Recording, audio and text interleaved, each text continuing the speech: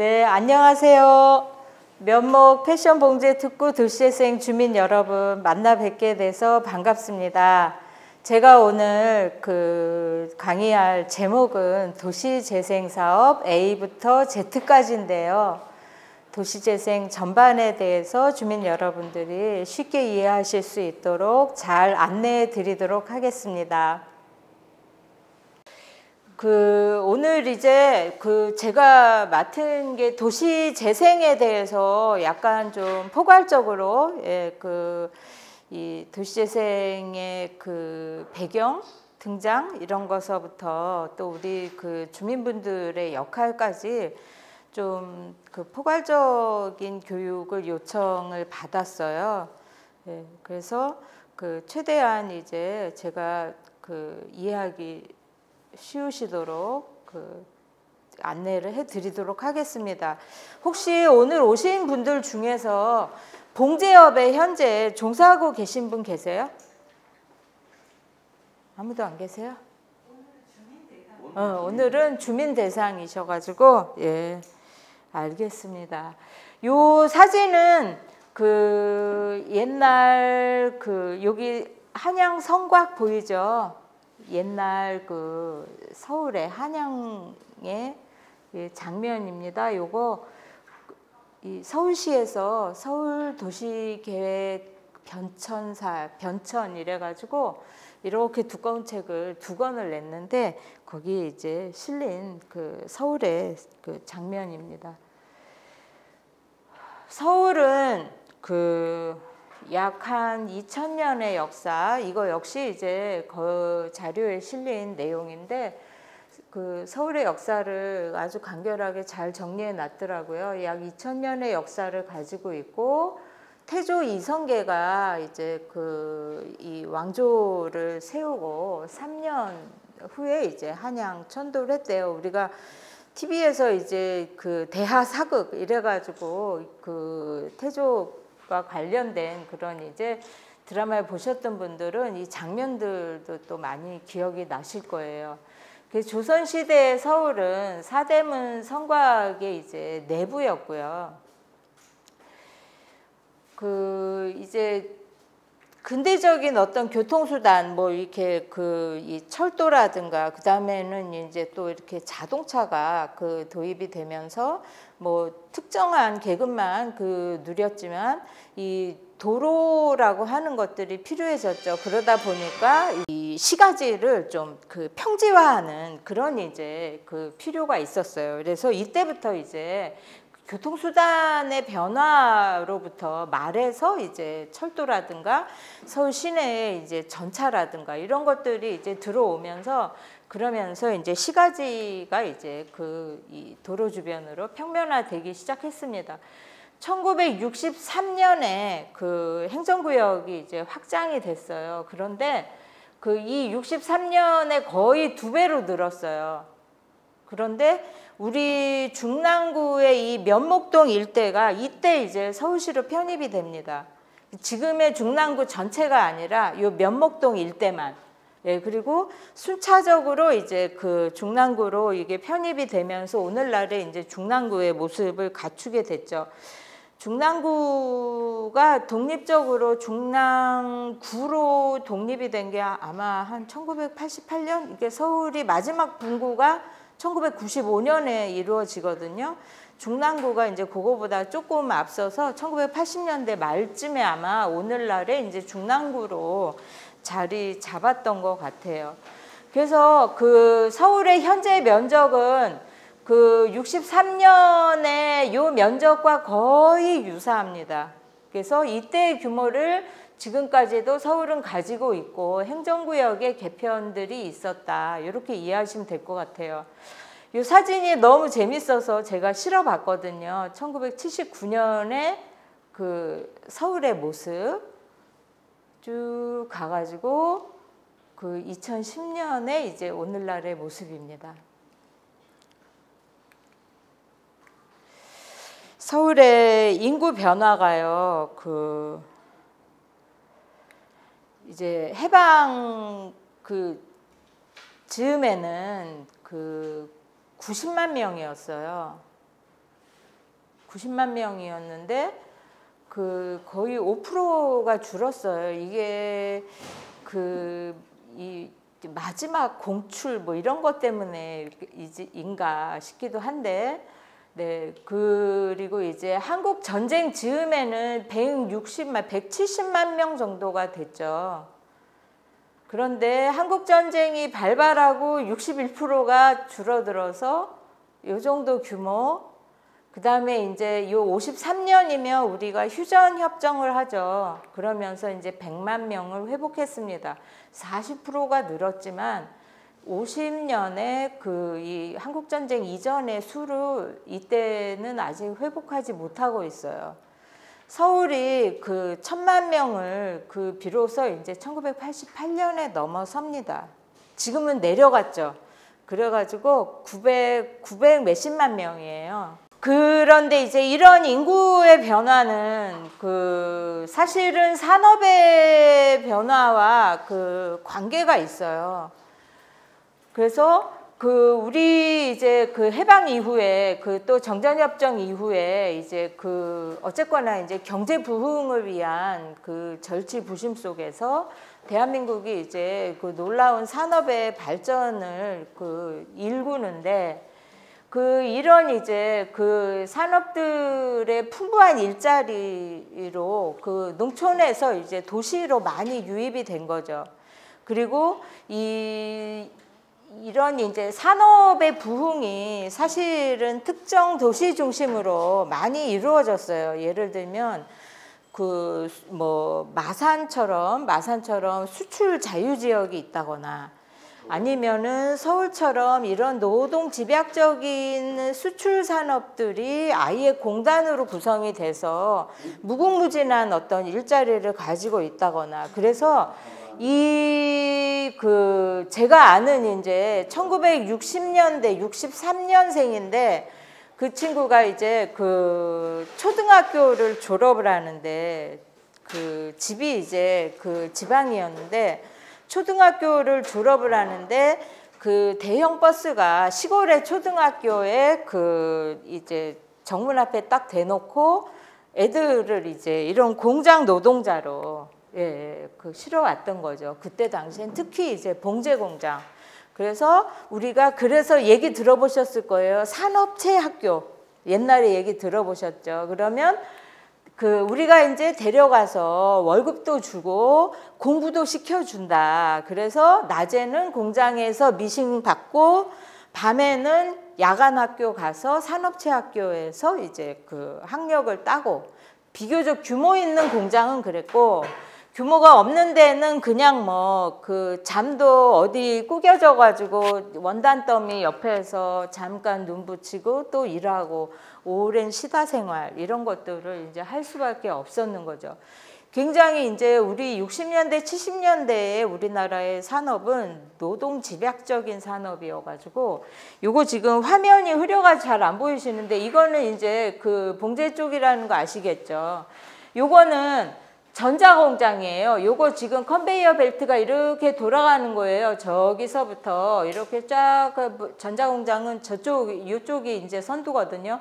여기서부터 쭉 조립을 해가지고 계속 해가지고 이제 꽂아주고 나중에 납땜다고 저 뒤에 가서 이제 건품하고, 이런 이제 막 촘촘하게 앉아서 한 공장에 몇백 명씩 또는 몇천 명씩 이런 이제 집약적인 산업들이 서울에 이제 서울의 구로공단, 그죠? 구로공단. 그 다음에 봉제 같은 경우는 청계 쪽에 모여 있었고, 이러다 보니까 인구들이 이제 서울 일자리를 찾아서 서울로 올라온 거죠.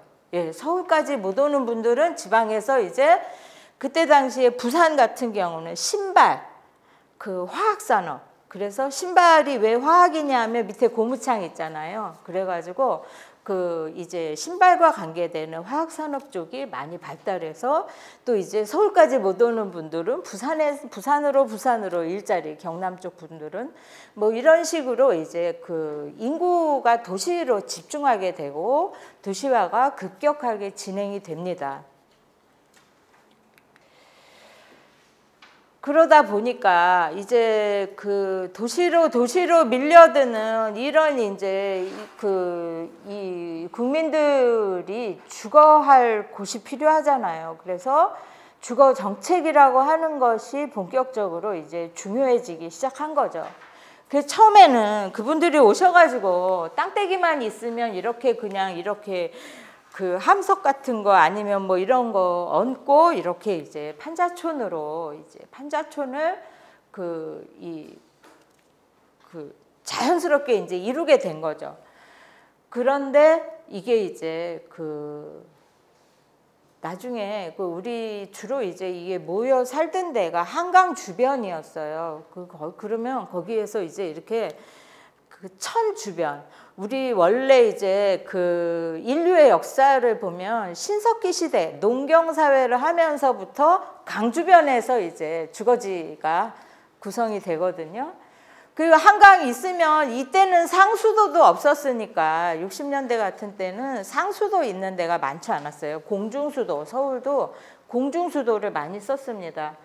그러다 보니까 이제 빨래니 뭐니 이거 하려면 어쨌거나 물 있는 근처가 좋은 거죠. 그래가지고 주로 이제 하천 주변으로 그래서 청계천에 집중적으로 이제 판자촌이 형성이 됐어요. 그런데 이제 도심을 정비한다고 이제 그분들을 강제로 트럭에 태워가지고 이주시켜가지고 경기도 광주에다 갖다 내려놨어요. 예, 이런 우리의 이제 주거의 역사를 보면 좀 이렇게 어떻게 보면 야만적이고 일방적이고 폭압적인 이런 역사, 아픔도 가지고 있습니다. 어쨌거나 그런 걸 통해서 이제 주거가 많이 이제 이 판자촌에서 이제 아파트로 많이 변화되는데 이 아파트로 변화되는 이제 과정에서 우리가 요새 많이 얘기 나오는 신도시 얘기를 빼놓을 수 없을 것 같아요. 도시가 이제 계속 인구가 늘어나고 우리가 이제 88년도에 1000만 명이 넘어섰잖아요. 서울만 해도. 인구가 계속 늘어나고 인구가 늘어나면 여러 가지 인프라도 많이 필요한 거예요. 학교도 필요하죠. 학교도 필요하고 뭐 공공시설도 필요하고 여러 가지가 이제 도시의 인프라가 많이 필요한 거죠. 그러다 보니까 이제 신도시 정책이 나온 거예요. 이 수요 폭발하는 수요를 해결할 수 없어서 그래서 일기 신도시가 한 30만 호 정도를 공급을 하는 걸 목표로 해서 지어집니다. 그래서 그게 준공이 입주가요. 91년, 92년 이즈음에 입주를 해요. 그래서 이러한 것들이 이제 그때 당시에 아파트 건설 붐으로 지어진 모습입니다. 조성된 모습입니다. 그래서 프랑스의 어떤 이제 여성 학자가 이제 1990년대에 한국을 왔어요. 한국에 무슨 세미나가 있어서 왔는데 한국에서 이제 서울의 도심 전경이라고 쫙 안내를 해서 보여주는데 아파트만 쫙 있는 거예요. 그래서 그분이 이제 책을 썼어요. 책을 썼는데 이 유럽이나 미국에서 아파트는 굉장히 저소득층이 공공임대로 그냥 돈을 많이 투자 안 하고 호수는 많이 주택수는 많이 하기 위한 그런 이제 저소득층의 주거 형태로 많이 자리 잡고 있거든요. 그런데 이게 이제 이 미국이나 유럽의 이제 아파트에 대한 어떤 이미지, 기능과 서울에서의 기능이 너무 달라서 굉장히 이제 충격을 받은 거죠. 그래서 그거에 대한 자기의 이제 소감을 밝힌 적이 있을 정도입니다. 그래서 지금까지 이제 제가 말씀드렸던 것처럼 이제 인구 산업의 변화와 더불어 인구가 이제 계속 늘어나고 그래서 이제 주거 수요를 이제 좀 충족하기 위해서 계속 이제 아까 말씀드린 신도시 같은 경우가 말 그대로 도시인데 신도시잖아요. 새로운 도시. 그래서 그 도시라고 딱히 얘기할 수 없는 이런, 그렇지만 대규모 아파트를 짓기 좋은 평지여야죠. 그죠?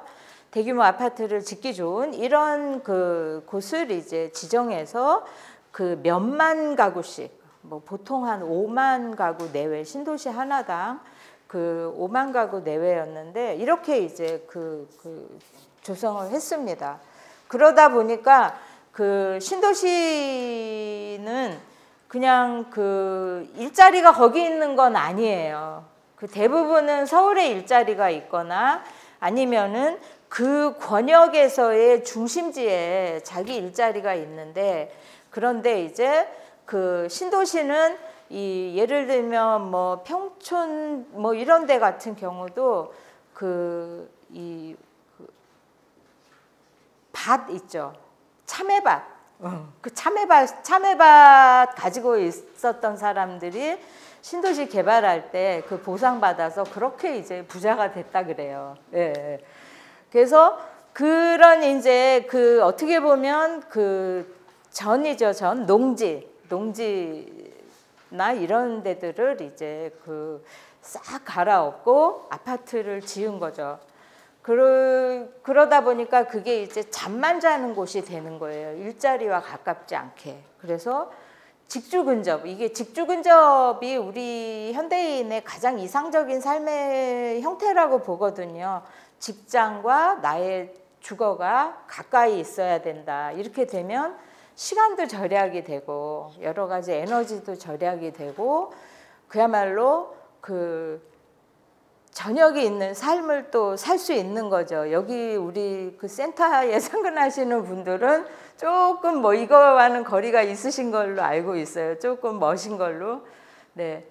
직주 근접이 실현이 불가능한 거예요. 분당, 평촌 살면서 서울의 강남 아니면 광화문 이런 데로 이제 출퇴근을 해야 되기 때문에, 그러다 보니까 또 한편으로 원래 서울이었던 곳이 그대로 이제 방치되는 거죠. 계속 새로운 대안을 찾아서 서울을 벗어나서 새로운 도시들을, 위성 도시들을 개발하는 그 전략으로 갔기 때문에 서울의 이제 원래 도심이라고 하는 지역들은 계속 이제 방치가 되고 노후화가 가속이 되고, 그러다 보니 삶의 질이 이제 현저히 떨어지게 되는 이런 상황이 된 거죠.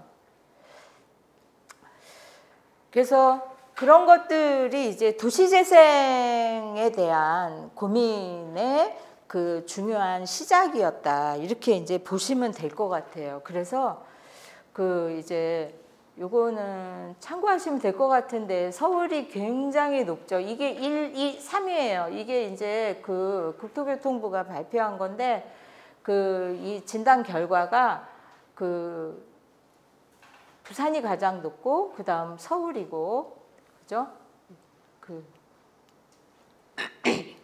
이 기준이라는 게 뭐냐? 쇠퇴지수. 네, 그래서 인구가 지속적으로 감소했냐? 그 다음에 사업체 수가 감소하고 있냐, 그 다음에 주거지가 특히 이제 건축물이 그 계속 노후화되고 있냐, 얼마나 노후화됐냐라고 하는 것이 우리 이제 도시재생 사업이 이 지역은 필요하다, 아니다, 이런 거에 대한 이제 근거가 돼요. 제가 이제 이 서울, 이 광역 단위에는 서울시, 경기도 뭐 이렇게 이제 광역 단위에는 도시재생위원회라는 게 있어요. 거기에서 이제 광역 단위의 서울의 도시재생위원회는 서울의 도시재생 전략을 심의하고 의결하거든요. 그래서 전략 수립에 이제 권한이 있고, 그 다음에 이렇게 이제 이런 서울에 있는 이런 도시재생 사업을 여기를 선정하는 여부, 그 다음에 선정이 되면 여기도 지금 도시재생 활성화 계획이라는 걸 수립하셔야 되거든요.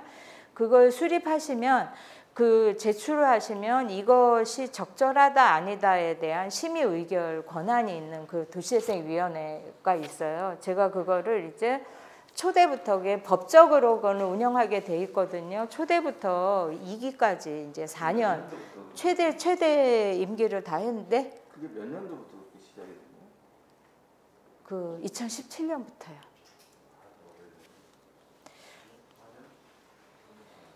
그래서 그 이제 이런 것들이 이제 그 도시재생 희망 지역 선정을 희망해서 신청서 내시잖아요. 이럴 때 보면 참 안타까운 지역들도 있어요. 요거 다 부합하는데 인구도 감소하고 너무 한데 이 아주 그 영세한 이 사업체가 그 상권 중심으로 이게 늘어나 버리면 요게 이제 부합이 안 되는 경우가 있어요. 옛날에는 좀 굵직굵직하게 구청에도 세수가 많이 들어오는 그런 사업체였다가 그런 것들이 빠지면서 다른 데로 이주하거나 폐업을 하면서 이제 영세한 사업체들이 막 늘어나서 개수는 늘어나는데 어떻게 보면 총생산은 줄어드는 그것 때문에 좀 이제 부합되지 않는 안타까운 경우도 있어요. 그런 경우에는 사실 여러 가지 이제 상황들이 좀 감안이 됩니다. 그래서 우리 면목은 이 세 개의 지표에 모두 부합이 돼서 여기 선정이 됐다 알고 계시면 될 것 같고요.